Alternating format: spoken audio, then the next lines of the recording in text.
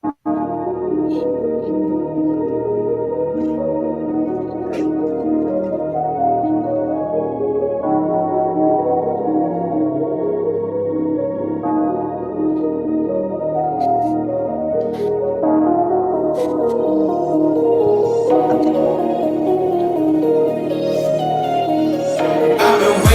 the sidelines for a long time. Now I'm finally getting in the game. It's about time. This is my time. This is my time. The only thing I consider impossible is losing. I've been waiting on the sidelines for a long time. Now I'm finally getting in the game. It's about time. This is my time. This is my time. The only thing I consider impossible is losing.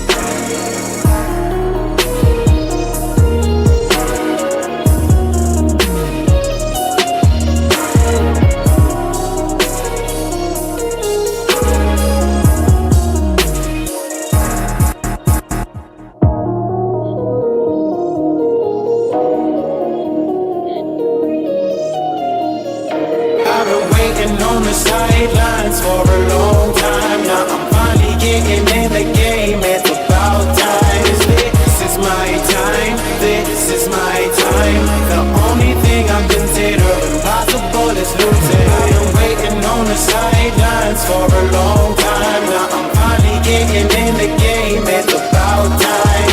This is my time. This is my time. The only thing I consider impossible is losing.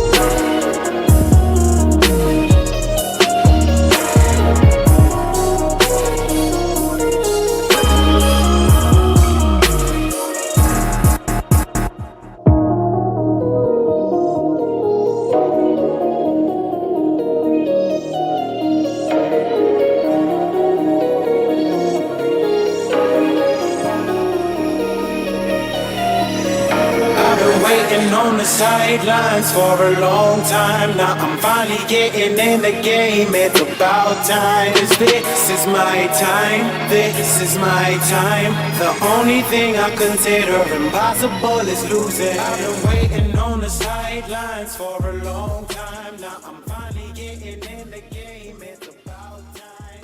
This is my time.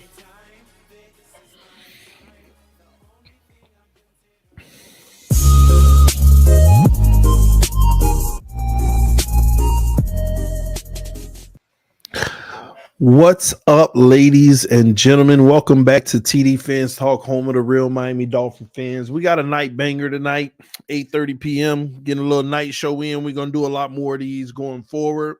Hit that like button on your way in the building. Ladies and gentlemen, Miami Dolphins General Manager Chris Grier open to offering Tua Tagovailoa a contract extension. I am going to break that down to its entirety and what it means, what's going on in Miami, why they're doing what they're doing, okay? We're going to talk about that and more. I'm going to give you the full scoop, all the details, the ins and outs, and everything you need to know about Chris Grier and his words today, all right? Y'all, once again, hit that like button on your way in the building. If you're new to the channel, subscribe to TD Fans Talk right now. Also, let your friends and family members know about the channel as well. Those who donate, Cash App, Super Chat, appreciate the love and support. Salute to all the members of the channel as well. And shout out to the Mod Squad. and all of our subscribers and viewers. Thank y'all so much. We ain't nothing without y'all over here, so we're greatly appreciative. But please, before we get started, we got to get that like button hit because they're not sending the notifications out to everyone. And I'm sorry for those who keep messaging me saying that you're not getting the notifications. YouTube does this at least 4 times through the summer. It started. Okay, so this is the first time. So it is what it is, man. But just hit the like button. Let's go, everybody. Punch that like button. Let's get 100 likes. Woo! I see y'all coming up in here, man. I see y'all. Oh, man. I see y'all coming up in here. Y'all punch that like button. Hit the like button, y'all. Hit the like button. Let's go.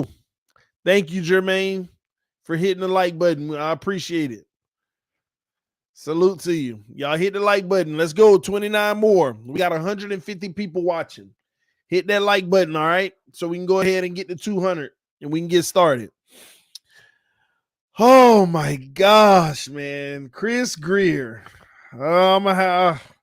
I'm just, hey, listen, I gotta expose Chris Grier tonight, man. I like Chris Grier.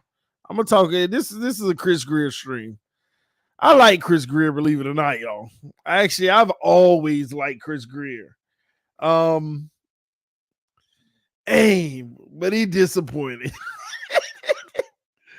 Oh man, we gotta talk about it. 14 more likes, man. Y'all come on. I gotta tell you how I really feel about Chris Grier, man. Oh. All right, we almost there. 11 more. Hey, TD, did you see my tweet this morning? Maybe not. You got to tell me what it is. I don't remember, bro. Oh, man. All right, 8 more. Let's go. Hit the like button. Hit the like button. I respect Grier's ability to stay employed despite failures for 20 years. Slipping Jimmy, hey man, you just hit it right on the head. I respect Grier though. Nobody go say otherwise. All right, 2 more likes and we'll go get rolling, man. Y'all punch the like button. Listen, man. All right, man. All right, let's go ahead and get started. Here we go. All right, so we're gonna start out with a little bit of interaction. It's gonna be a little interactive. All right. First and foremost, Dolphin fans that are watching this channel, you know this team in and out. I have talked about all the ins and outs of this team on this channel repeatedly. Dolphin fans who watch this channel, you know this team. You know the tendencies, you know the possibilities, you know the good, you know the bad, you know it all, okay? I want you to think about the fact that, no matter of fact, just think about the last 4 years. Think about the last 4 years of the Miami Dolphins when you want to gauge success. 4 years ago, Tannehill failed us in his final year. 4 years ago, he failed. Well, actually 5 years ago. So I want you to think about 5 years. 5 years ago, Tannehill failed us. Okay. Chris Grier went out. You know, we fired Tannenbaum. Chris Grier went out, got a few things. It didn't work. There was nothing to judge 4 years ago because we were stripping the roster. You know, they wanted to tank. They were unsuccessful doing that the way they wanted to. 3 years ago, rookie quarterback, you know, it ain't crazy expectations, but our general manager, Chris Grier, he took a chance. Chris Grier took a chance in the draft with Justin Herbert still on the board. Now, remember, it doesn't matter if at the time we didn't know Herbert would have been better than Tua. It didn't matter. I'm not here to debate that, okay? It didn't matter. But what we do know today, because it is the general manager's job to get that right, to know who's going to be better. It doesn't matter if the casual fan, the casual analyst, the TD Fins talk of the worlds get it wrong. It is the GM's job to get it right. And 3 years ago, Chris Grier failed in the first round by selecting a quarterback who's not better than somebody who was still on the board. Selecting a tackle who, well, don't be fighting for a backup job this year, and you still might start him because you can't let go of the fact that you messed it up. The fact that you got a cornerback who barely sees the field and don't even look like he belong on the practice squad. 3 years ago, you had a colossal failure. And that's already determined at this point. I don't care what none of y'all say. It's been determined. Noah Igbenogany, failure. Austin Jackson, as of right now, failure. Tua Tagovailoa, we don't know if he's a failure, but what we do know is you failed in getting the best quarterback available. That we know.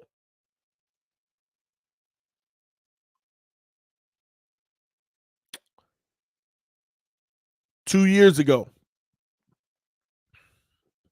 nothing changed.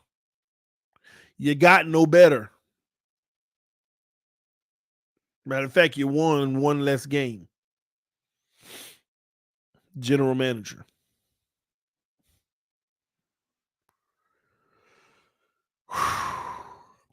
Last year. Who was a rookie last year? Who are our rookies last year? I'm trying to remember.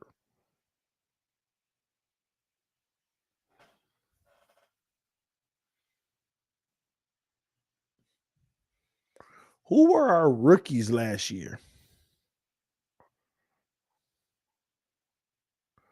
Waddle wasn't a rookie last year. Holland wasn't a rookie last year.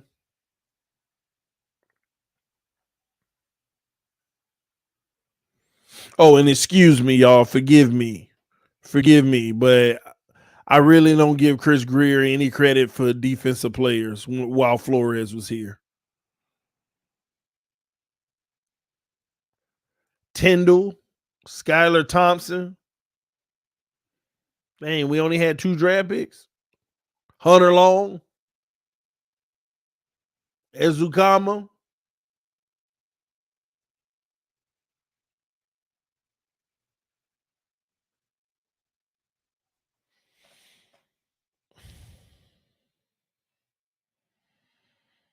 Waddle wasn't a rookie last year. What are you talking about? It was his second year.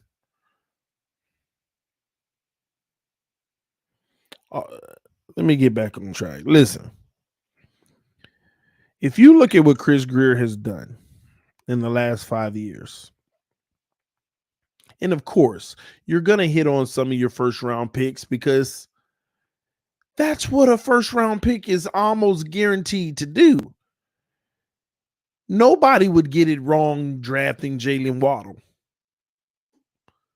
You shouldn't get it wrong drafting Jalen Phillips. The jury's still out on him. He's going to have an explosive year this year, but we'll see. Javon Holland. Again, defensive players, and you add Waddle, I ain't impressed when you look at everything we've picked. Look at what Chris Grier's done in the last 5 years. Now, I'm going to ask y'all a serious question. I don't want y'all to troll. I don't want y'all to be extra. Just give your honest opinion. Be honest. If this team wins 7 games this year, do you think Stephen Ross will fire Chris Grier?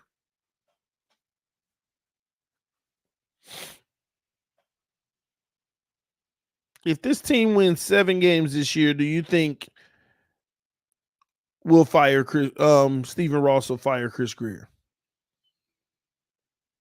And maybe the answer shouldn't have been do we think? The question shouldn't have been do we think? Should he fire Chris Grier? In any other situation, because we know Chris Grier know where the bodies are buried, so we know it probably ain't gonna happen. But in any normal coaching, general manager, owner situation, any normal situation where there isn't this thing over our head, oh, Chris Grier, he's straight, he know where the bodies are with the tampering and all of that. Flores lawsuit today was said that the judge just granted Flores the ability to take it to court. The NFL was fighting for it to be an arbitration, but the judge went ahead and said, I'm going to approve it to go to court. Based off of the evidence I found, I'm going to allow them to take it to court. Now, so let me reframe the question. If we win 7 games this year, is that a fireable offense for the general manager, knowing what you know for the last 5 years? Yes or no?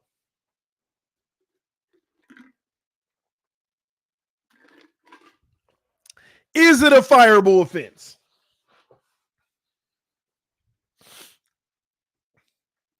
You know what? Let me make it even tighter. Let me make it even harder for y'all real quick. Or maybe it ain't hard. If we win 9 or 10 games and miss the playoffs, is it a fireable offense? Yes or no in the comment section.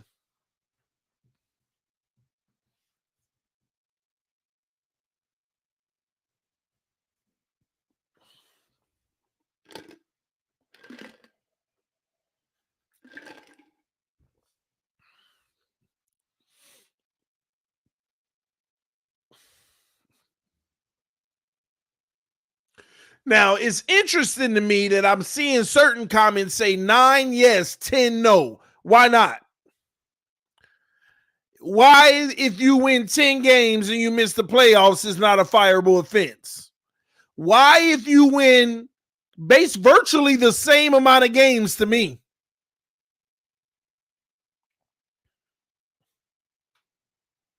What makes that one more win still missing the playoffs non-fireable for the general manager?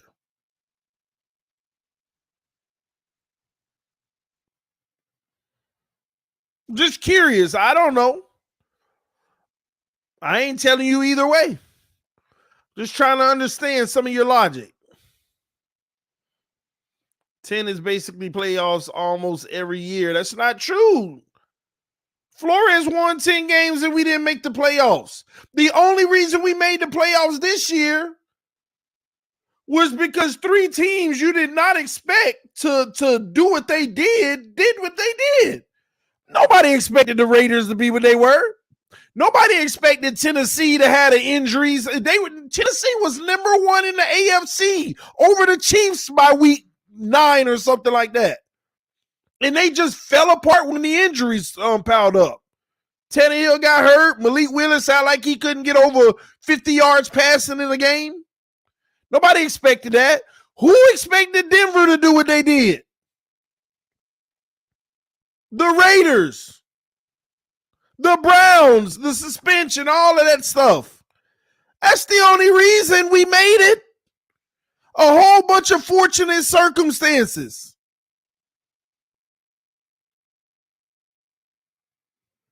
Our 9 wins this year, yay, we got in. But trust me when I tell you, we were very fortunate because of the rest of the league's flaws. And I didn't even bring up Baltimore, what they went through.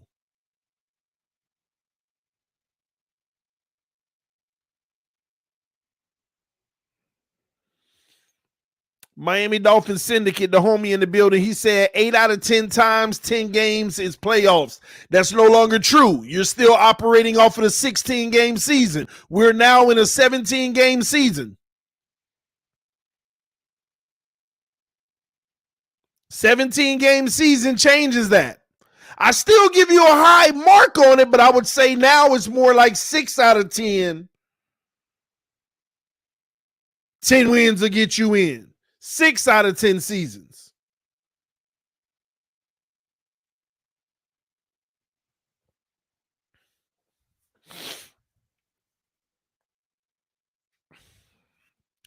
either way, it looks like about 80% of y'all recognize that any way it go, if we miss the playoffs, honestly, it's a fireable offense by the general manager. And the truth of the matter is, when you look at Chris Grier as our general manager, what success has he had? What success has he had? Can anybody name the success that Chris Grier has had? Grier punted the 2020 draft and gave our 2022 draft away for a $30 million receiver. Grier boned our future, and we got nothing to show for it. Tough opinion there. Please tell me what has Grier done successful? No. You can't name players when you talk about what a general manager did successful. This is where y'all getting it wrong. You cannot talk about players when you ask what have a general manager done successful. So are you mean to tell me the general manager that brought Ndamukong Suh in, that was a success? Just because you got a good player, that has nothing to do with your resume as a general manager. Let's make sure we get this straight, ladies and gentlemen. Bringing talent in has nothing to do with the success of a general manager. It's the talent that you put together to build a winner. The only successes that a general manager can have is building a winning team, a team that is competing for a Super Bowl. Not because they went and got a great player. What we gonna say, the Denver Broncos general manager's success was going to get Russell Wilson, and it didn't amount to nothing? You cannot name players and talk about a general manager's success. Now, if he goes and win a Super Bowl, now you can name the players. Chris Grier went and got us a Super Bowl because he went and got this person, that person, that person. But if it doesn't garnish no playoff wins, no Super Bowl, it don't matter who you went and got.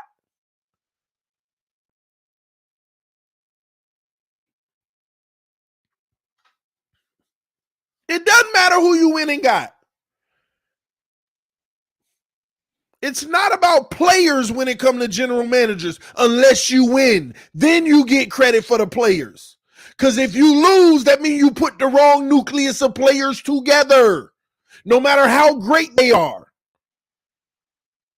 Just look at the Lakers. LeBron, AD, Russell Westbrook. He ain't there no more. But once again, what we going to give the general manager credit? No, what you put together was a disaster.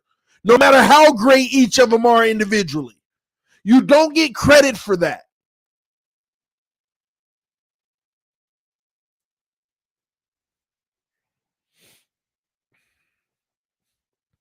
Chris Grier was on a path of being one of the greatest general managers in the NFL. All he needed was the big win. And then you can go back and point to everything he did. It started with the Laramie Tunsil deal. It started with the 3 draft picks in 2020. And then you can go back and do all of that. But if it all fails, all of it was for nothing. It was all a failure. Your way of building the team failed.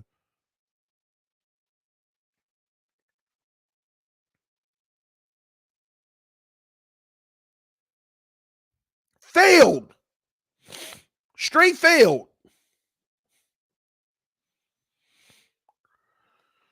Trav Murray, he one of those funny ones. I love when they come on the show. Y'all are hilarious. You hate all our best players. Name one of our best players I hate. Name one of our best players I hate. Please. You do me that favor. I have no clue what you're talking about. Because I don't hate a single player on this team, number one. But remove the word hate. I know what you mean. You think I dislike them. I love every player on this team. But when we talk about some of our best players,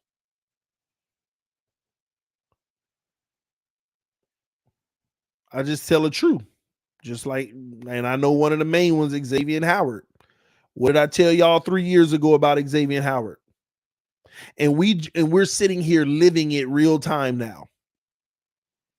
I told y'all 3 years ago, trade this man because his prime is going to be during the rebuild, and then whenever it's time to win, he going to decline. And we are living it real time. Paid him and all. We are living it real time. But it's okay. It's okay. Listen to them people that's obsessed with players. Man, don't try me like that. I love Waddle. He just need to stop catching the ball with his chest. I love me some Waddle. But he lost us a game this year in Minnesota and contributed in the loss in the playoffs. But I love Waddle. Tyreek Hill, I love Tyreek Hill. Overpaid for him, but I love him. If it wasn't for him, we would have won 5 games last year. Facts. Facsimile. If it wasn't for Tyreek, we would have won 5 games last year. Point, period, blank. So, like I said, man, some of y'all just come here to hate on me. But anyway, let's keep it moving. Let's get back to Grier because he's getting it tonight. So the reality is we need to think about this.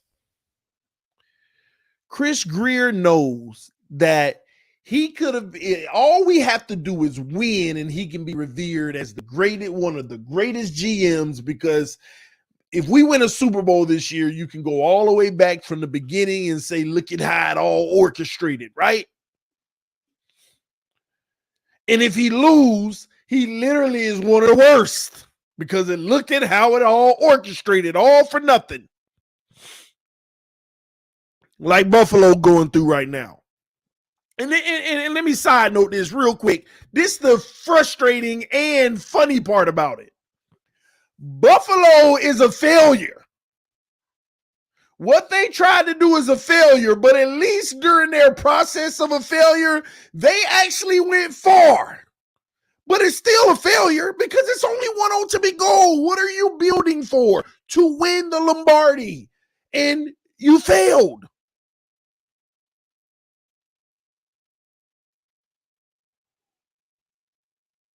So far you have. And likely to keep failing because now your quarterback's going to count against that cap heavily. But here we are, Miami Dolphin fans, barely even making the playoffs and losing right away. And we're making it seem like we're on the up and up. Ladies and gentlemen, what we did this year was no improvement from the last 2 years. Other than the fact the NFL situation said you're in the playoffs this time.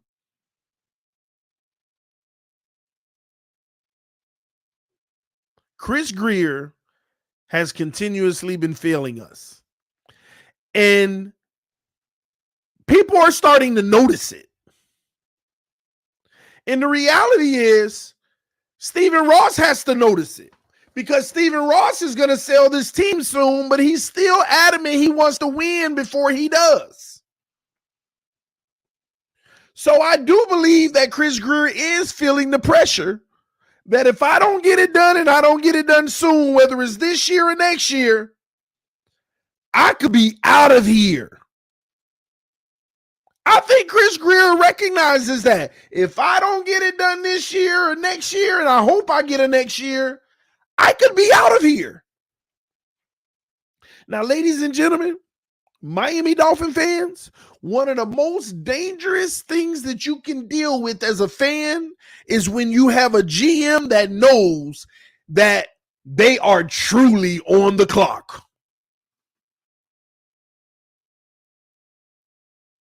They are truly on the clock. It's one of the worst things you can have. Why is he yelling? My bad. I didn't realize my mic was so high.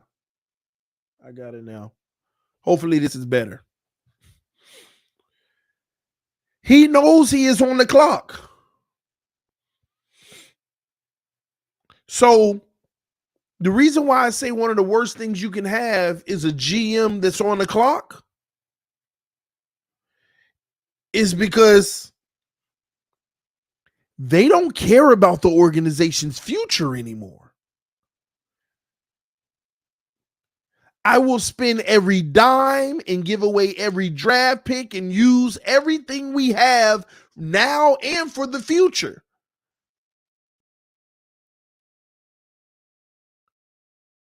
I believe Chris Grier has an ultimatum from Stephen Ross.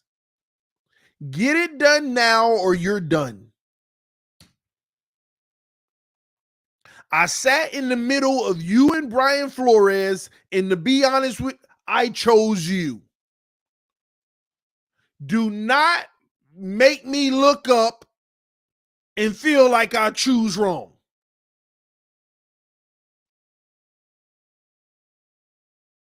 That's what's going on right now. And with Chris Grier came, I believe in Tua. This is what we need to do. And of course you believe in Tua because you picked him and you're responsible for it. The one thing that I think Chris Grier has a problem with is the fact that he knows that if he tells Stephen Ross, Tua ain't it, I want to go get another quarterback after beating the table for 3 years and with the opposite, he's going to be out of any good graces. At this point, he knows he can't. He can't. He has to die on that ship. So what you heard today from Chris Grier, being open to offering Tua Tagovailoa a contract extension, it's not smoke. It's not lies. He is dead serious. Because even if they fail, he ain't going to be here for the future anyway. So might as well go all out now. He is dead serious. Now, here's where I want to be hopeful that Chris Grier is trying to exercise a little bit of wisdom here. And I still feel like it's risky what I'm about to say. But I think Chris Grier wants to give Tua a 4 or 5 year contract extension. But if Grier is trying to get anything right, then that extension has to be something like a 5 year, $100 million contract with $60 million guaranteed.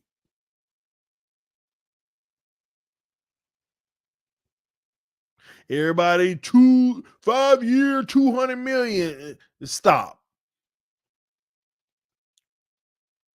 That's when I would lose all respect for Chris Grier and know for a fact.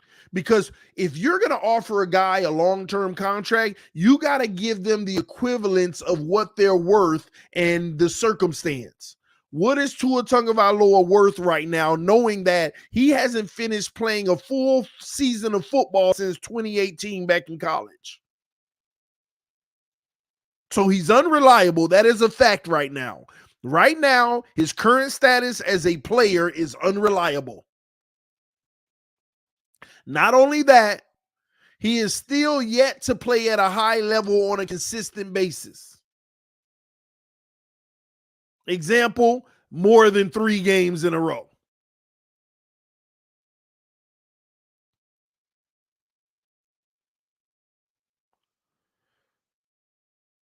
And what I think Chris Grier is trying to do right now is offer a long-term extension, but feel like the long-term extension is a great deal for the team. It's basically like, hey,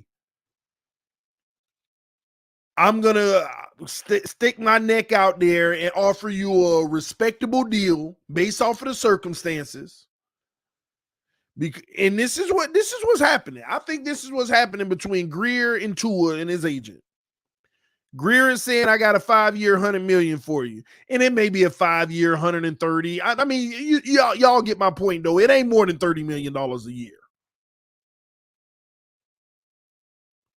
He's throwing that out there. And the agent is probably like, let's at least meet around 37. Because they know they can't ask for no 40 million, 45 or 50 right now. If Tua want that kind of money, he got to go play the fourth year and play out the fifth year option. And somewhere in that year, they'll give him a big deal if he earn it. But right now, that ain't even close to the value. Not even close to the value. Everybody out here throwing these 5-year, 200 million, 40 million a year. Stop. That ain't happening right now. There ain't no value even close to that right now. And if Chris Grier was to actually do something like that, then there you have it, ladies and gentlemen. Chris Grier will officially be one of the worst general managers ever.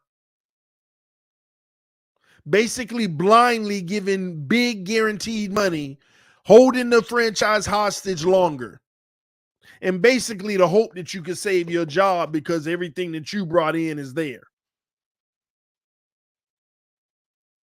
TD, you heard Giant said Daniel Jones not worth 45 million. Of course he not. Why waste your time even entertaining these guys talk about, I want 45 million. Daniel Jones, you better take this 27 million a year for 5 years. I give you 140 for 5 years. See, what these guys are trying to do is take a small sample size of success and try to cash in right before. You see, these are critical moments. The only thing I'll say about Daniel Jones is at least he was consistent for the season. At least he didn't get hurt. At least he improved in his biggest weakness, turning the ball over. He rarely did it this year. And even that, when you put all of his 4 years together, you ain't worth no 45 million. You ain't worth 40. You ain't worth 35. Daniel Jones is still sub 30.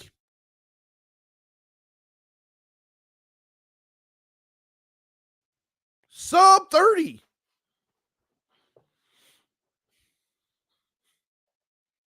It's the reality. 27 to 33 if you want to just get the deal done.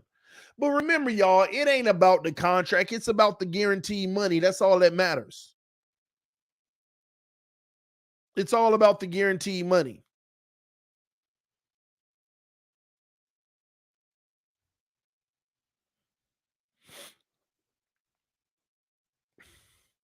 But what these guys and their agents, they're doing what they're supposed to do. They're using their leverage.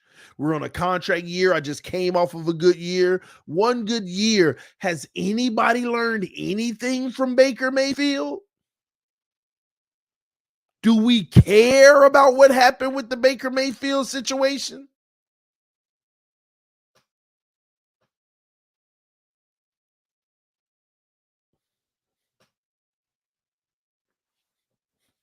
Does anybody care?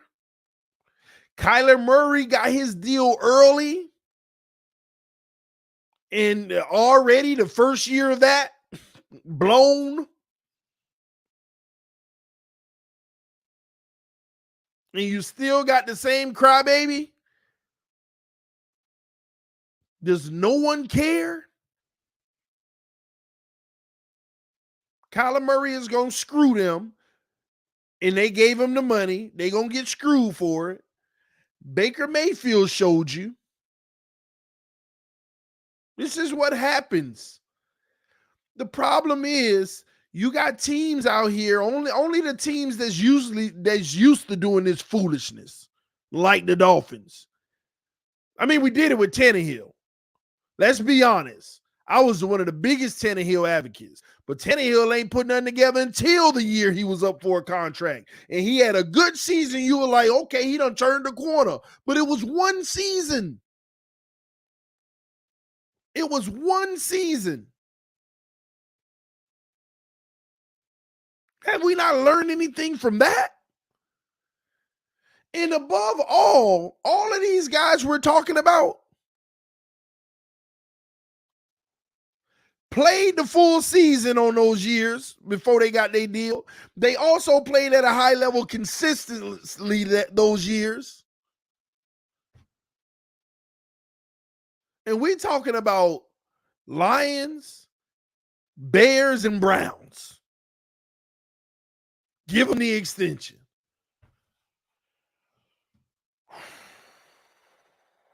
Tua should be thankful for fifth-year option. They'll pick up the fifth-year option, then they'll spread it out. They'll pick up the fifth-year option, then they're going to do a contract extension. That's what I think is going to end up happening. It's just a matter of how much is this contract extension, Chris Grier. And I'm telling y'all, the extension's coming.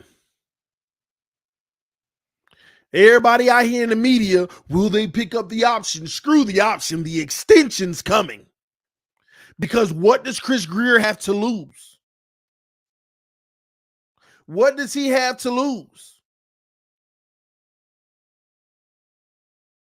If it all fails, you ain't going to be here anyway. I told y'all we're going to have the best roster we ever had this year. Watch how we trade some of them draft picks for players in free agency when the time comes with players.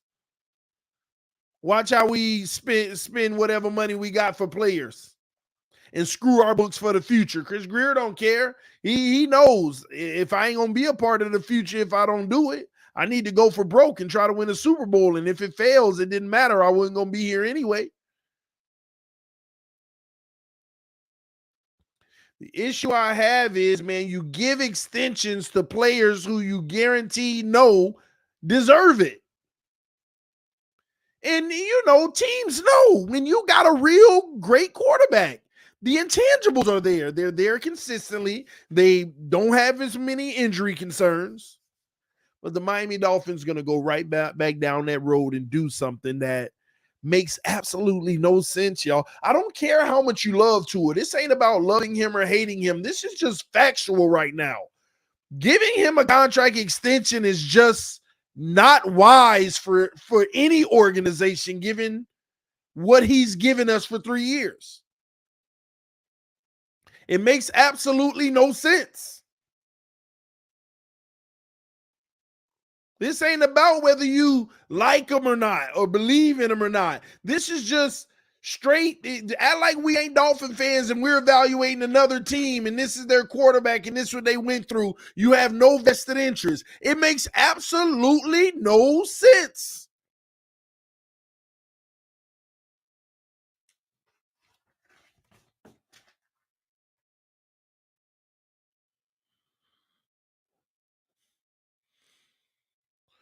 Oh my gosh. See, in Captain Swole, that's the type of stuff right there that's just like it makes no sense. A quarterback whose focus this offseason is to learn how to fall doing jiu-jitsu. I'm done. I'm done. You can't make this stuff up, man. You cannot make it up. Tua stands just want us to blindly sign Tua on an extension so they can have a home for the next 5 years just so they can antagonize our fan base. Well, I don't even think it's – let me be fair to the Tuaneers. It's not to antagonize our fan base, but they do want a home for the next 4 or 5 years. They want this extension more than anything. As a matter of fact, some of them picking up a 5th-year option says, "Ooh, I get to see Tua for 2 more years at a minimum." See, I don't have any problem with that. They're fans. See, y'all got to understand. You can't get mad at the people that are fans of Tua. You want to see, if you're a huge Tua fan, you want to see him do nothing but play. Even his ups, his downs, because you believe in him and you want to see that moment where he turned the corner and he's now that guy. Oh, it's glorious. It's a glorious feeling. So we can't knock them for that. They just want to see his career through and hope that he can get to the promised land one day and prove himself to be an NFL starting elite quarterback because they believe that that's where he would be in college. Nothing's wrong with that. I'm all for that. The only issue I have is when they try to join conversations like this, when we just want to talk logical. Nothing's wrong with your fandom. Nothing wrong with you wanting to see him on a football field playing at the highest ability, and you're hoping and hoping and hoping. It's like me with Serena Williams.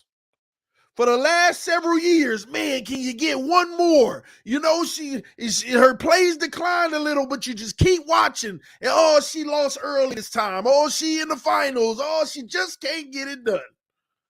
But you want to see it.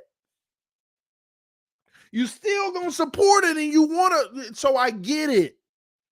But when we having these real conversations about the Miami Dolphins and not the Tua fandom, these real conversations have to be had. That and a contract extension is ridiculous. And even though I just told y'all that Chris Grier is probably trying to do an extension, but do it for the low, so just in case Tua hits, we good for 5 years. But it's still not worth it, because if he doesn't hit, you're still in trouble. You're stuck. Even if it's at a lower price.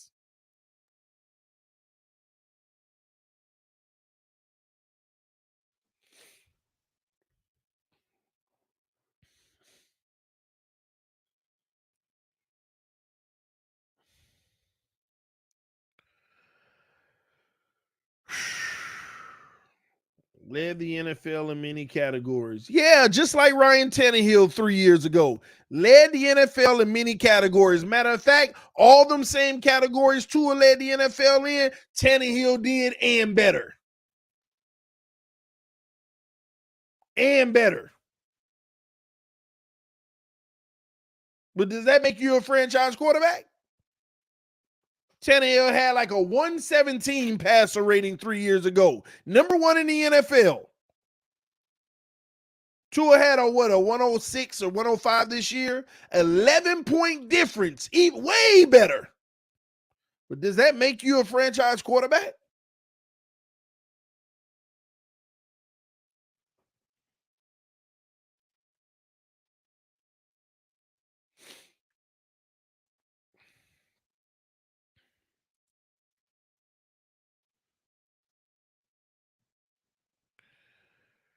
Chris Grier. It would set this franchise back for years if we gave Tua a contract. Well, we don't know that. See, remember, I got to keep things copacetic here. We got to keep it fair. Shout out to Doug Williams becoming a member of the channel. Salute to you, homie. Appreciate it. Excuse me. Listen. It doesn't mean that our organization will be set back. I'm going to be the voice of reason, like I always tell y'all. It might all work. It might all work. We might go win a Super Bowl this year. We don't know. But we got to weigh risks. We got to talk about what risks we're taking. If you get it right versus if you get it wrong. And the odds of getting it right versus the odds of getting it wrong. That's what the conversation is. That's the decision maker.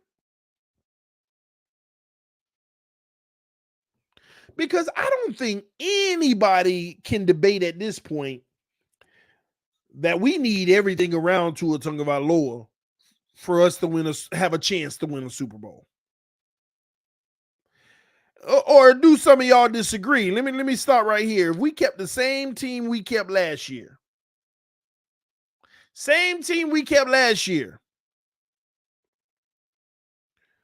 are we winning a Super Bowl?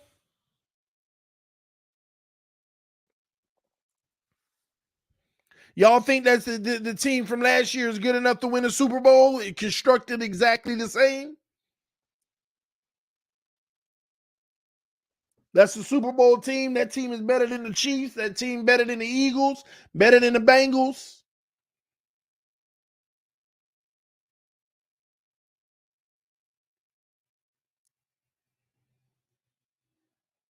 No, Andres. We didn't say with Lamar Jackson. We just said the same team with Tua that we had last year. No upgrades. So that same team, Teron Armstead missing games, Xavier Howard declining, no Byron, third and fourth string corners, Austin Jackson, same status, Liam Eichenberg. 4 games a good run in a season because the old line ain't no good as a unit.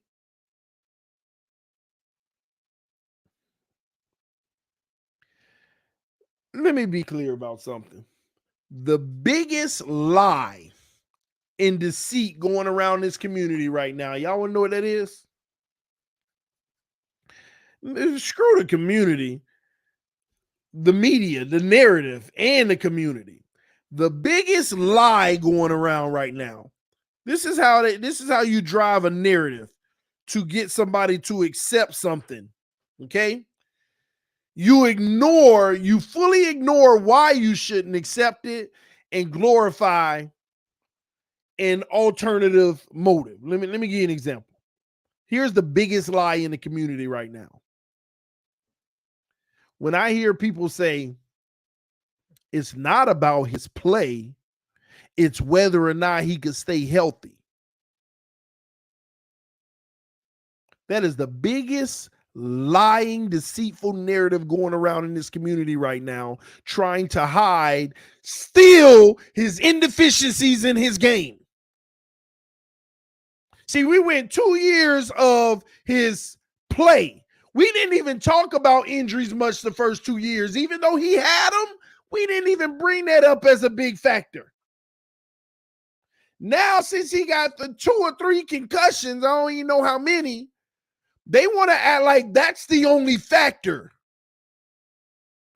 Like they're like, oh, the game part he done figured out. He's the GOAT on the field now. He ain't got no flaws. He good now. He up there. If he healthy, he Mahomes. If he healthy, he's Josh Allen. If he's healthy, he's that's the biggest lie out here right now.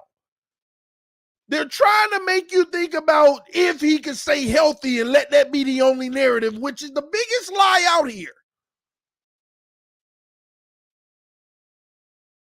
Deciding to his future ain't just about no concussions and if he can stay healthy.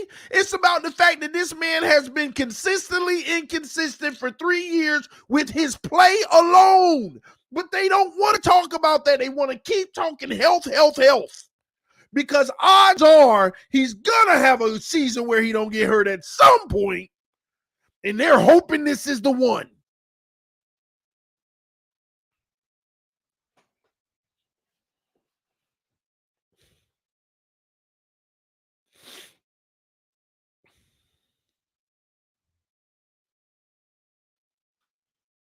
The biggest lie in this community right now is to keep talking about, can he stay healthy? That's the only question. Stop lying. What injury did he have against San Francisco? Hell, what injury did he have week 1 versus the Patriots? What was the injury versus Pittsburgh? Oh, rust. I forgot. They said it was just rust. He was just rusty. But Skyler wasn't rusty his first game ever. Tua gets the rust excuse, but Skyler don't get nothing his first game ever. What was the injury versus the Chargers? And like I told y'all, there wasn't no freaking concussion versus Green Bay. I done went through the film with y'all and I showed y'all. This man came out there after that quote-unquote leg wrap hit and threw dime after dime after dime. After that quote-unquote concussion hit from the Green Bay game, dime, interception. Dime. Ooh, look at that dime, interception. Dime, I told y'all it was his best game I ever seen, minus the 3 interceptions. I told y'all when I watched that film, I was shocked at what I seen. I ain't never seen Tua throwing dimes like this. I ain't talking about no wide open zone dimes. I'm talking about defenders actually playing good defense, and he putting that ball where his guy and only his guy can get. I was like, who is this? Who is this? Who is this? Dimes. And all three of them interceptions had no concussion looking like symptoms. One of them, you go into your first read and you threw it anyway. He wasn't open, so you overselled it, picked off. Second one, you read the flat wrong, thought the defender was going in the flat. You threw it, he backed up and got it. First of all, the guy was open. You saw him open. You threw it to him, but you didn't expect the guy in the flat to back out. He just got you. In the last one, now that was just a boneheaded one. Miscommunication or whatever. He thought he had a hot, and the linebacker came over in that lane.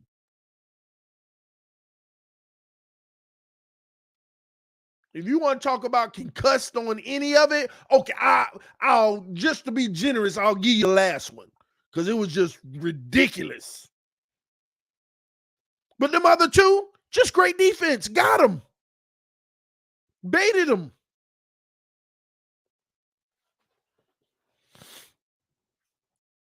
But I'm telling y'all, where were the injuries in those games? We literally, with the Lions, Bears, and Browns paying too high safety with a wide open middle of the field. When you go watch those games, you ain't gonna never get receivers that wide open. I mean, Waddle and Tyreek over the middle all day wide open. Like nobody within 7 feet of them. And we're going to base everything about one player off of those games? It just don't add up to me. Screw the hate and don't like Tua. These are facts. I don't understand it. And people wonder, people like, why are you so passionate about it? Why can't you just leave it alone and let it be? Because I want this team to win. I've invested too much. I invest in the team. All this stuff on this walls and stuff, NFL license, so it came at a premium.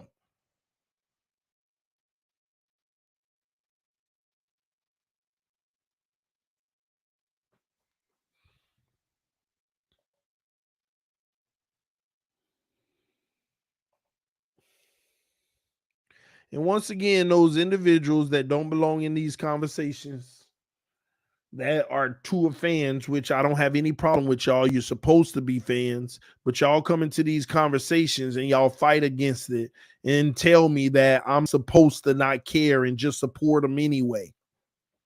I want to win. I want to win. I want to see this organization win. And no, I ain't gonna sit here and make it seem like what I think we should do is how to win.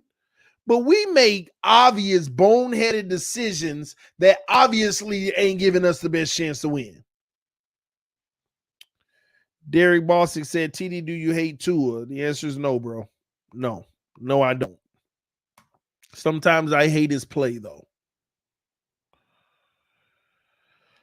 TD knows can't win without a beast at quarterback. No, I don't. Not really. I mean, we can win with Tua. I just know that you have to put everything around him.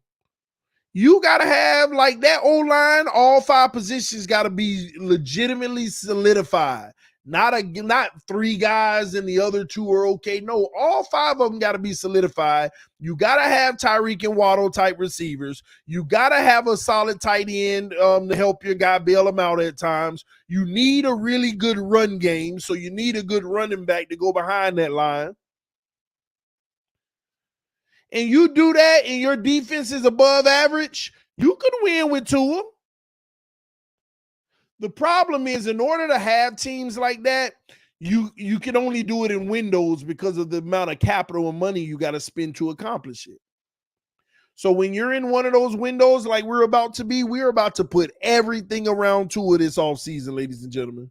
I told y'all already, it's about to happen. Y'all gonna see. We're going to be hyped. We're going to be pumped. I'm going to be hyped and pumped because I ain't going to know that we got these 2 years to do it, and at least we got a squad that has the possibility. Now, if it fails, it's a train wreck. It sucks.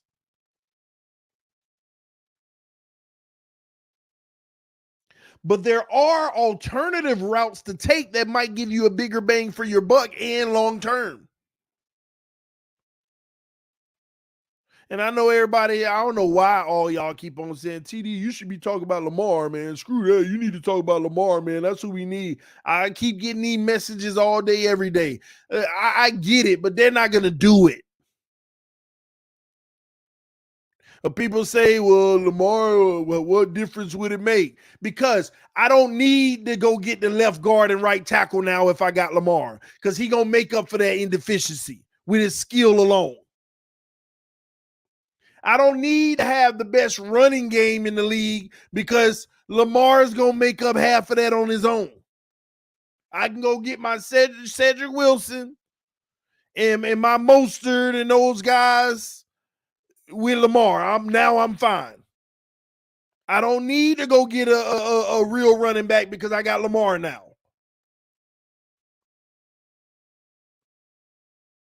Now I can actually use my second round pick on a middle linebacker.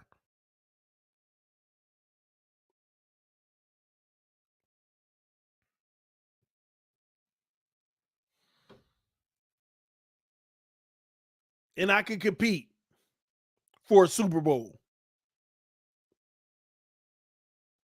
But I got Lamar under contract for 5 years now, and now my window is 5 years just like this. Versus putting everything around Tua for 2 years. Because when them 2 years over, we shredding this roster. You just got to pick and choose which one you want now. We might keep the offense together, but the defense trash. We might keep the defense, and now the offensive weapons around him trash, making him look trash. And we know what, and I'm telling you now, worst case scenario, this is what's going to happen for the future. You're going to sign Tua on a long term. You're going to put everything around him for 2 years. If you win, great. If you don't win, it's a disaster. You know why? Because after them 2 years, you're going to say, we got to make some tough decisions. And the one tough decision that they're going to always make for the next 5 years, keep everything around Tua. We just got to figure out this defense knowing that we can't afford nothing. We got a Minnesota Vikings this thing. High-powered offense, defense ain't worth the lick. We got a Minnesota Viking this thing.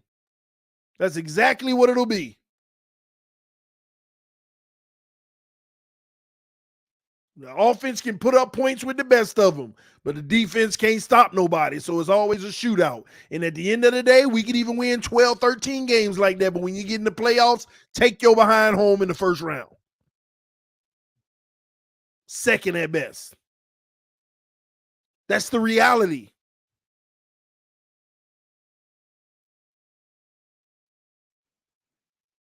That's the reality.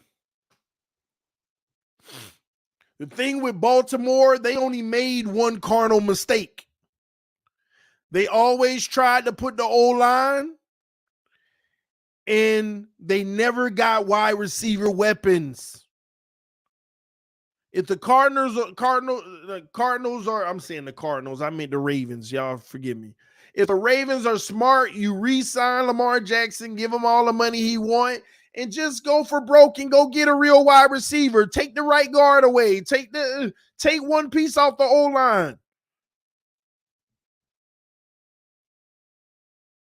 That's what his legs are for, to make up for that inefficiency.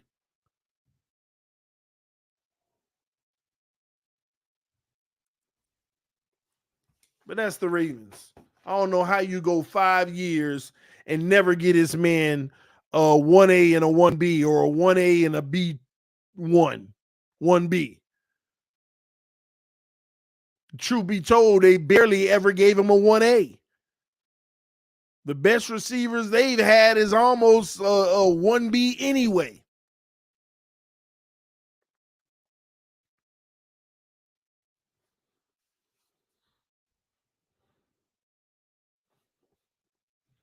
So Chris Grier, the worst type of general manager you can have is one that knows that if his current situation doesn't work out, his current investments don't work out, he doesn't work out. So now he will protect what he's done by all means necessary. And that means he may leverage the next 2 years worth of draft capital and money. Well, the money's already gone. He finna spend even more. Christian Wilkins, Tua, and a whole bunch of other guys. He finna spend even more. Connor Williams. So he done already used your money for the next 3 years. So even if he failed and we brought in a new GM, you can't expect him to do nothing. It's the same situation the Houston Texans went through. They knew they were on the hot seat, the general manager. So he went for broke and got rid of all of their money and draft picks. And it still didn't work. And they had to get over those contracts and those bad situations for 3 years before they could even start a new rebuild. It didn't work 1 year. It didn't work 2 years. And they had to go through 3 years of it just to start the rebuild. They literally, last year, if you think about it, last year was them just saying, we ain't even rebuilding right now. We just waiting for next year to rebuild. Because next year we'll be done with all those contracts that the last general manager gave up. Next year we'll be done with all them contracts the last general manager gave up. Houston did this already. And now we got to sit back and say, well, at least we hope it works this time. We hope it works this time.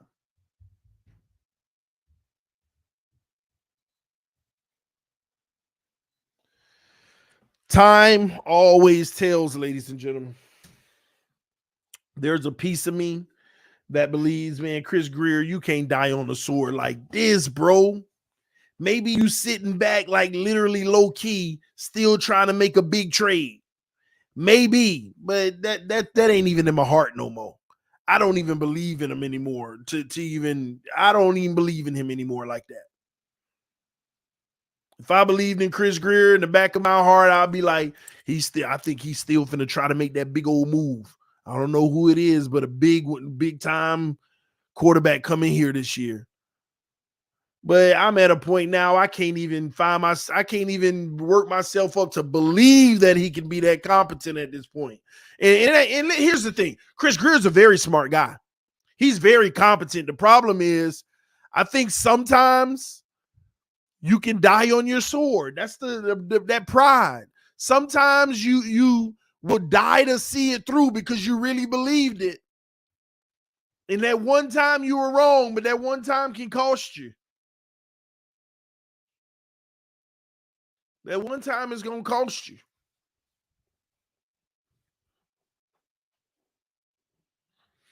No more big contracts, guys. Get lazy with big paydays.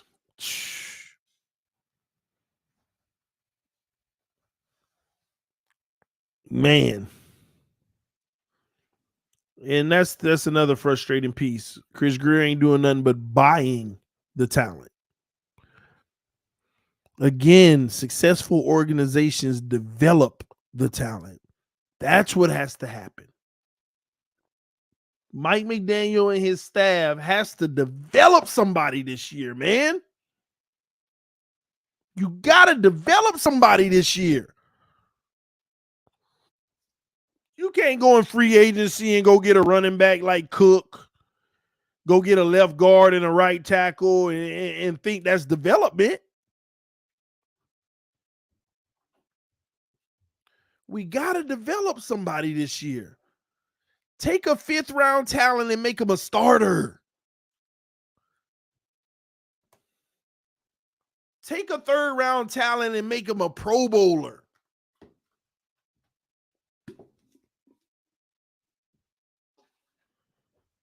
It's already a shame some of the guys we got. Like, man, I don't know why. I shouldn't have this conversation. All I'm gonna do is make some people mad, but I gotta keep it real as always. Here we go.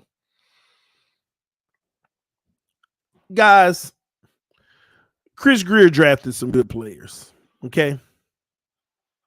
He has drafted some good players. But let's not sit here and act like these players are Pro Bowlers. That's what it's about. Yeah, you're a darn good player. But even our successful young players, they ain't even Pro Bowlers. They're not even Pro Bowlers. We don't draft players that's one of the best in the league, Pro Bowl or All Pro, and we don't develop anybody that's one of the best in the league. I want y'all to think about that.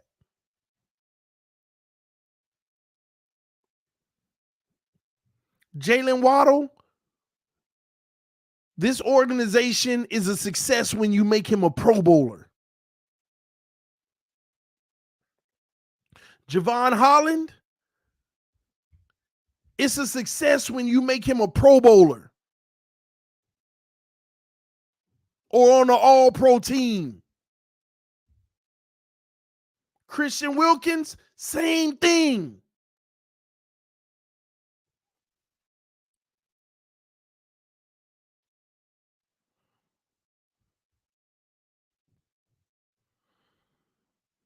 Jermaine said you can make the case Waddle, Wilkins, and Holland are Pro Bowlers. Ain't no case to be made. They ain't. They ain't.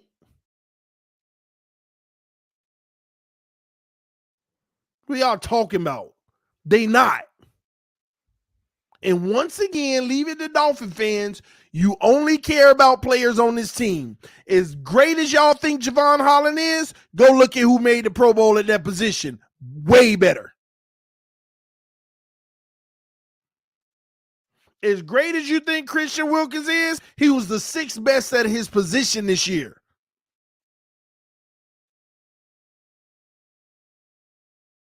6th. Not 3rd. 2nd, 6th.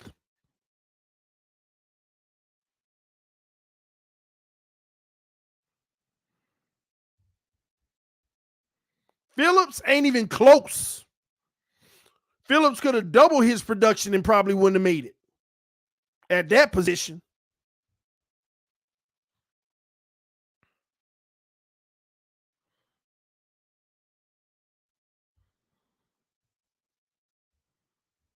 All of these guys. So when we talk about we got some good draft picks and they playing well, yeah, they making plays in the game and they're playing at a high level.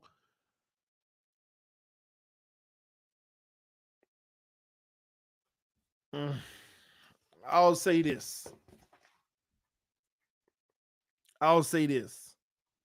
See, this is the issue I have, right? When you go, and this falls down to the general manager. And I'm not saying I love all of our players, okay? But you still got to hold a general manager accountable. When you look at all of these drafts, you got to go like, say a first round pick, right?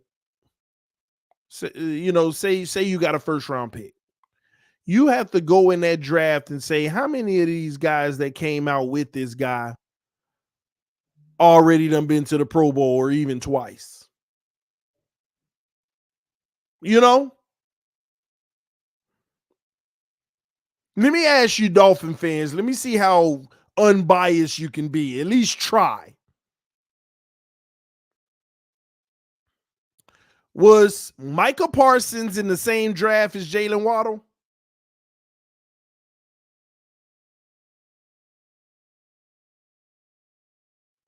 Was Micah Parsons in the same draft as Jalen Waddle?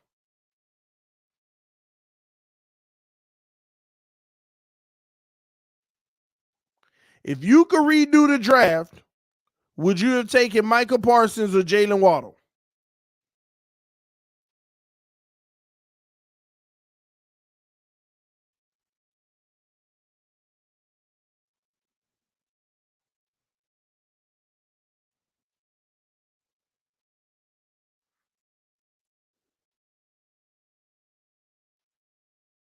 I'm just curious. If you could do it all over again, which one would you have taken?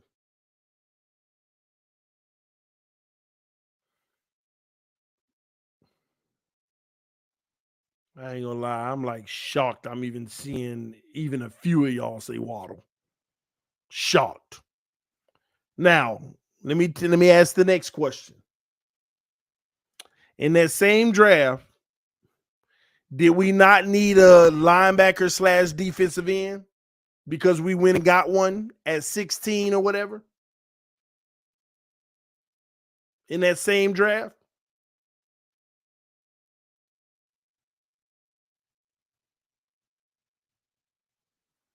Somebody said Waddle will have a longer career.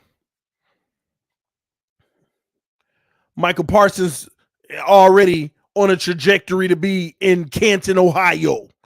Is Jalen Waddle on that trajectory? Talk about a longer career.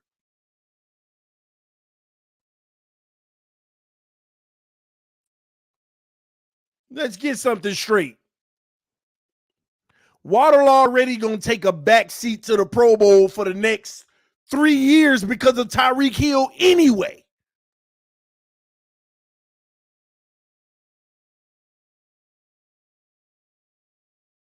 Waddle going to be 5 years into his career and got a chance to make 0 Pro Bowls. Because Tyreek going to take one up for the next 3 years. He going to be in the Pro Bowl for the next 3 years. And you think Waddle playing better than all the other receivers in the AFC?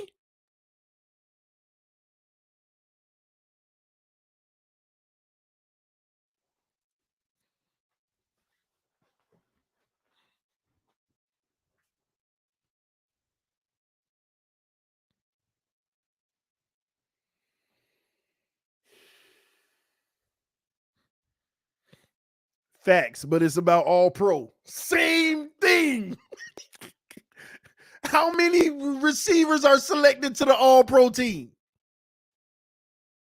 Same thing. How many receivers are selected to the all pro team? It's about all pro. Even worse. At least Pro Bowl, you can get a little bit of popularity vote. All pro, even worse for Waddle. Even worse.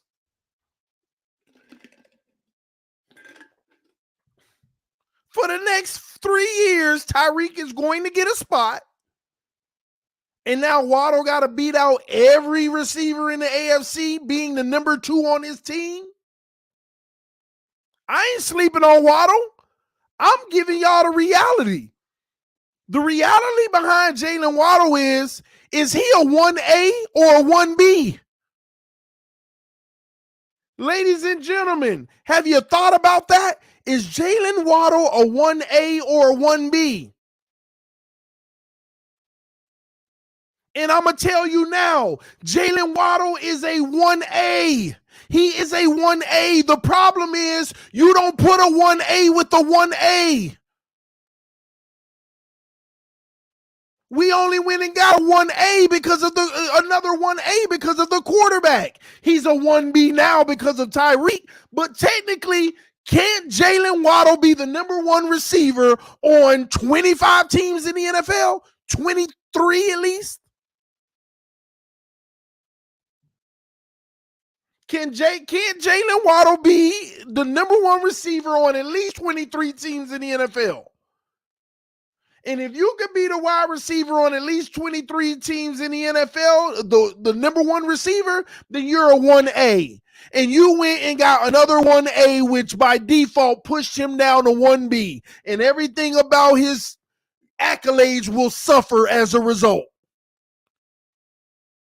It will suffer as a result.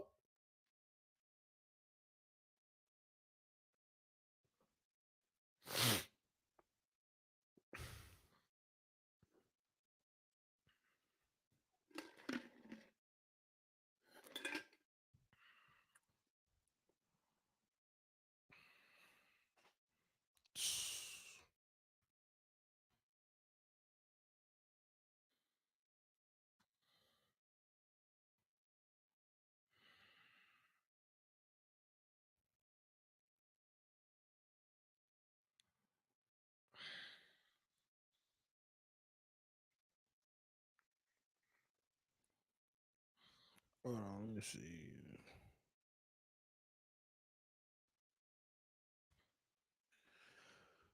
Oh boy.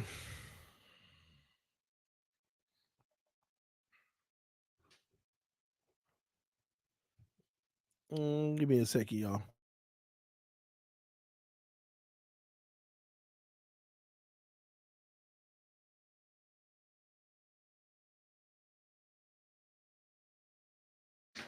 Thank you. My bad, y'all. Um, but yeah, man, come on.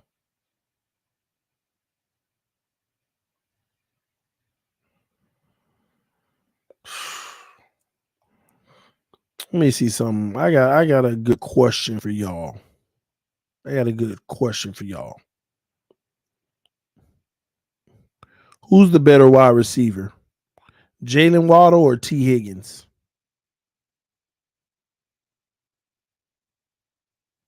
Jalen Waddle or T. Higgins?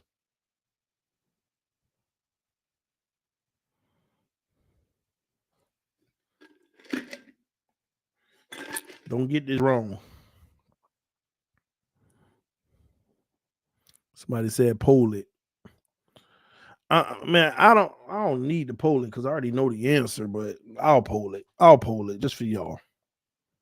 And before I even poll it, I'm gonna let you know now. Waddle is a better receiver in my eyes, but y'all tell me. Waddle or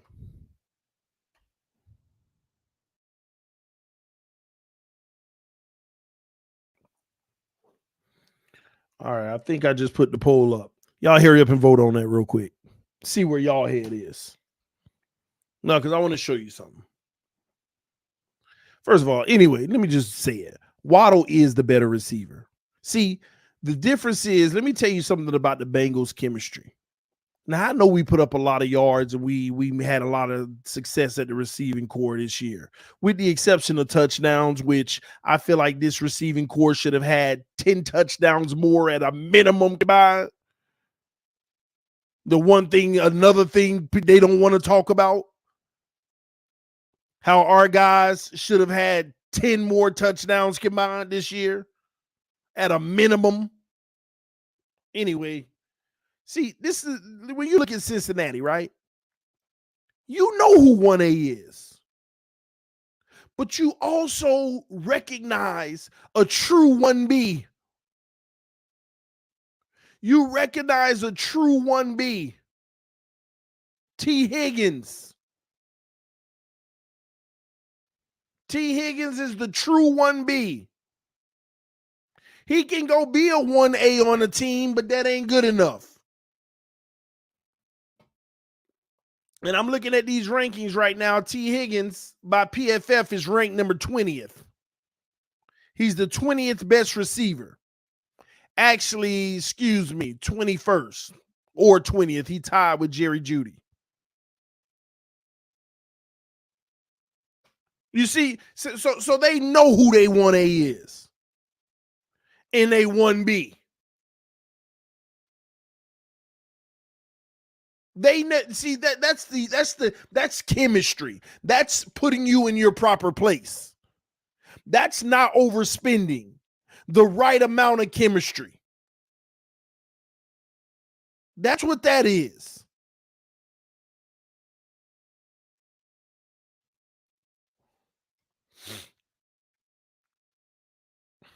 But the Dolphins, you got two 1As, and I'm telling y'all now. With the Dolphins, the two 1As is actually a negative thing. And people don't see that. It's good to have because you ain't going to miss, but you ain't getting the max that you can get out of both. You ain't having the balance. You're trying to satisfy those two, and that's another reason why the run game suffers. Having two 1As and your youngest guy being Waddle, it's going to hurt him in his future. And I'm talking about long-term accolades, Pro Bowls, All Pros, Canton, Ohio.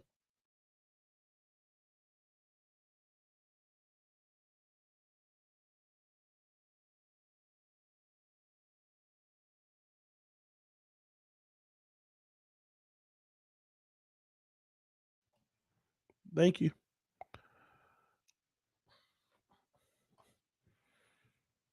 And the reality is that's just the truth. But you're not going to have another Tyreek Hill. 2 years from now, ladies and gentlemen, you're not going to have another Tyreek Hill. You're not going to. And will this team be as productive without it? The reason why the Miami Dolphins were required to have 2 1As is because their quarterback is going to need 2 1As. But ladies and gentlemen, let me sit here and tell you right now, no team needs 2 1As. It ain't nothing but a luxury that you're ultimately overpaying for. It's not necessary for the dynamic of a football team to have 2 1As. Because truth be told, having 2 1As forces one of them to be a 1B anyway from a production standpoint. It forces them. When you can get more bang for your buck. And the truth be told, when you have a Tyreek Hill, a lot of times you can go get a 1B or a 2A and get the same production because you got Tyreek Hill.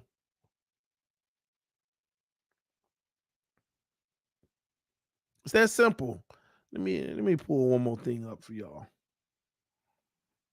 Let me pull this up.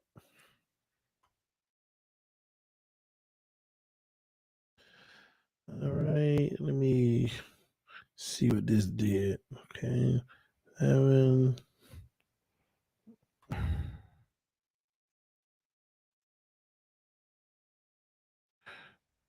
plus. I'm doing some math here, y'all, real quick. Y'all give me 30 seconds. 15. All right.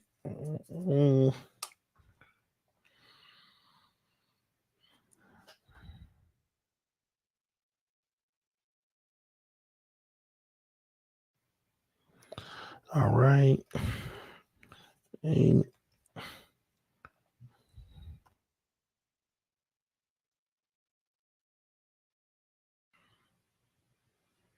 Jesus. Look at this. Just what I suspected. So Jamar Chase and T. Higgins. And by the way, I didn't look this up, but did Jamar Chase miss games this year? Didn't he miss games this year, if I'm not mistaken?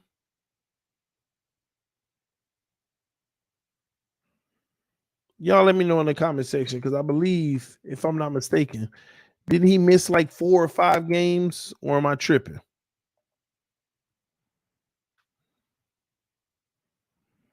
How many games did he miss? I'm gonna have to look that up.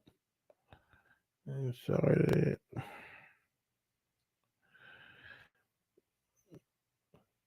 Yeah, I'm seeing it. Okay. All right. So T. Higgins missed 2 games. Jamar Chase. Let me put him in here real quick.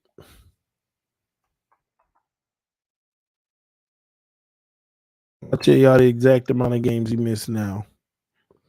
All right. 1, 2. He played 12 games out of a 17-game season. He missed 5. Now look at this. This is what I be talking about.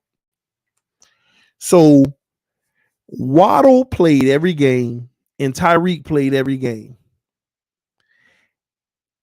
And they had 15 touchdowns. Between Tyreek Hill and Jalen Waddle, they had 15 touchdowns. Ain't nobody caring about all them yards. It's about the touchdowns. They had 15 touchdowns.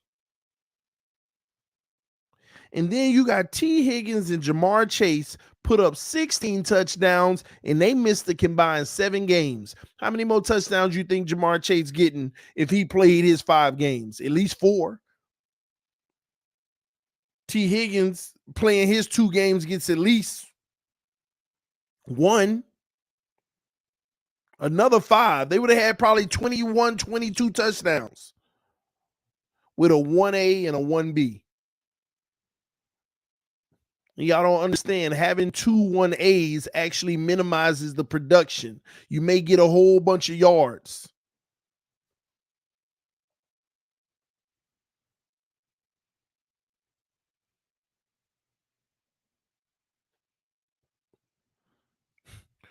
Tua in the red zone, 16 touchdowns, 0 interceptions. That's funny you said that. Somebody put that on Twitter the other day, and Clump started going off on them. That was pretty funny. Hold on. I actually want to read that real quick. It makes me want to read it. Oh man, Clump just wouldn't stop. Yeah, here it is. All right, so so somebody posted on Twitter. They posted on Twitter Tua 16 touchdowns, 0 interceptions in the red zone in 2022. And Clump said Geno Smith in the red zone in 2022 had 17 touchdowns, 0 interceptions, which was true when we looked it up. One more than Tua, by the way. Carson Wentz in the red zone in 2017, 23 touchdowns, 0 interceptions. But look at the names we're naming. Baker Mayfield in the red zone in 2020 was 21 touchdowns, 0 interceptions. Gardner Minshew in the red zone in 2020, 14 touchdowns, 0 interceptions. Jared Goff in the red zone in 2019, 18 touchdowns, 0 interceptions. Jacoby Brissett in the red zone in 2019, 15 touchdowns, 0 interceptions. Oh, man. We already did the Baker one. Kirk Cousins in the red zone in 2018, 20 touchdowns, 0 interceptions. Actually, Baker made the list twice, 20 touchdowns and 0 interceptions in 2018. Blake Bortles in the red zone in 2017, 18 touchdowns, 0 interceptions. Case Keenum in the red zone 2017, 16 touchdowns, 0 interceptions. So I just named to you 12 bum quarterbacks in the last 4 years that had more touchdowns and 0 interceptions in the red zone. Stop throwing out these stats like they matter.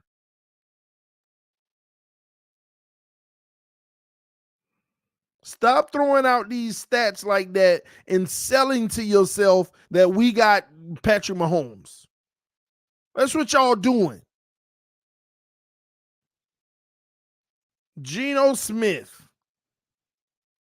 Carson Wentz did it better. Baker Mayfield did it better twice. Gardner Minshew did it better. Jared Goff did it better. Jacoby Brissett did it better. Kirk Cousins did it better. Blake Bortles, Case Keenum. More touchdowns with 0 interceptions. Stop throwing. See, y'all love running around here throwing out meaningless stats that mean absolutely nothing in the long term. Means absolutely nothing in the long term.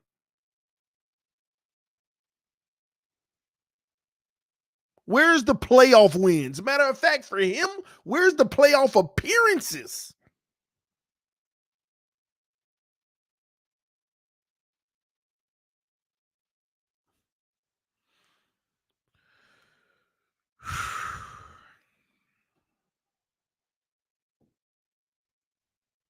And they be heavy, man.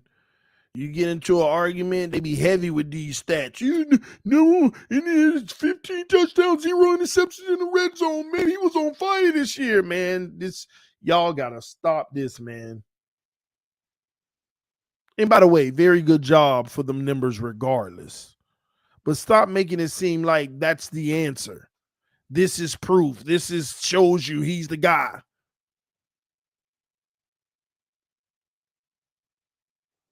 Thank you, G. One word, December. You're going to be crying for another 5 years. I'm here for it. This is what I signed up for. This is what I signed up for. Doug said these stats are facts. Yeah, I know. They are facts. These stats are facts. But what does that got to do with anything? He had 15 touchdowns, 0 interceptions in the red zone. Good job.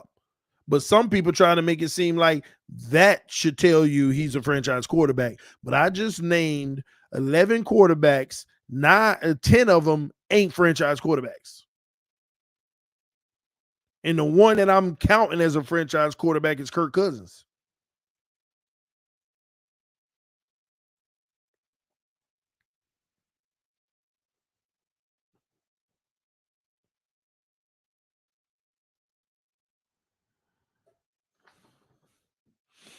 You have to have faith into his future. He's only going to get better. That's all you can ask for is improvement. That's all you can ask for. I hope he continues to get better.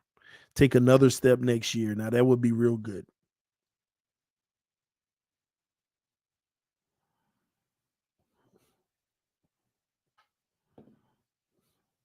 That would be real good.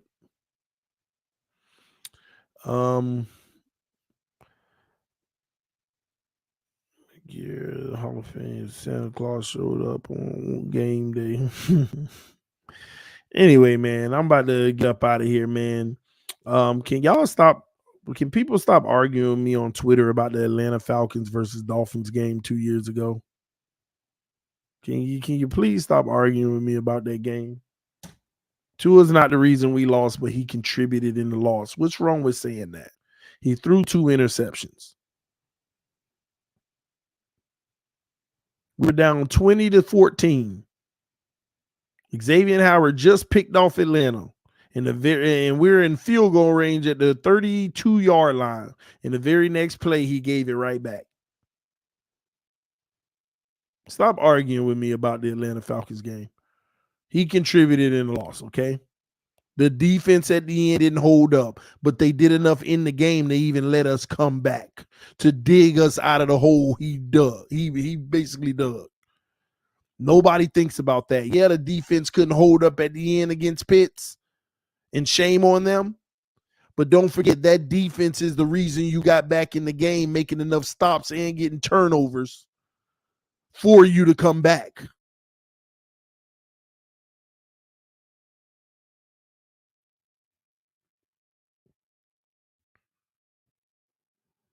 Somebody gonna write me. So he sold during the 2 final scoring possessions when we were down 27-14. Weird. It ain't weird. How do you come back from 27-14? Does anybody know how you come back from 27-14, 2 touchdowns, and you don't have the ball? And you down 27-14, Atlanta got the ball. How do you come back? For some reason, people think it's only offense is how you come back. But did the defense not make stops and get turnovers to allow you to have those drives that brought us back and gave us the lead?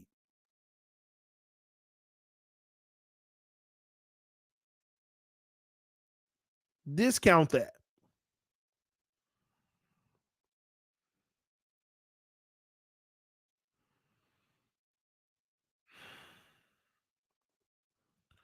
Anywho, man, Chris Grier, these are dangerous times for him, for us, dealing with it.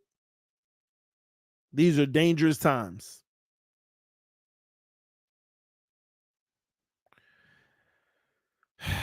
I just wish my team could come out and shock me. Give me breaking news that I'm shocked about.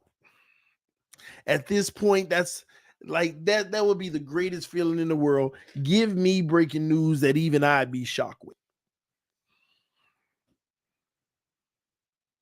That's all I want my team to do right now. Give me some breaking news that I would be shocked with in a positive way.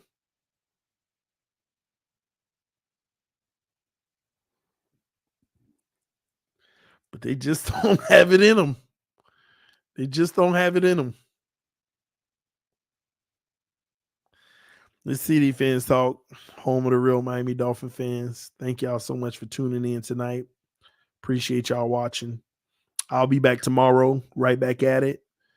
We got to actually officially do a panel tomorrow.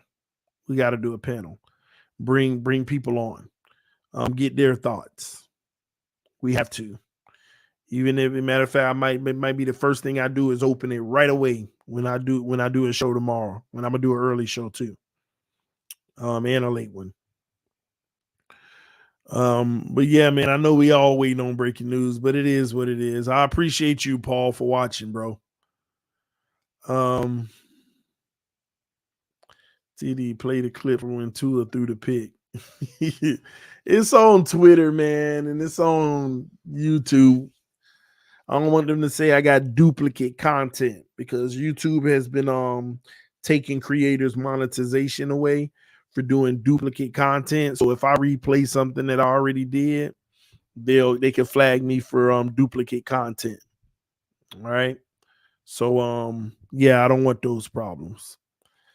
All right, so love y'all, appreciate y'all. Fins up no matter what. Y'all get y'all a good night's rest. Thank y'all for rocking with me.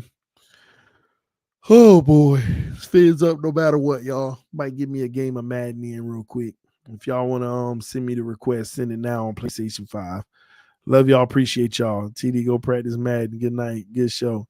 Yeah, man, send me the request, man, if somebody want to take that L. All right, y'all, I'll see y'all later. Peace.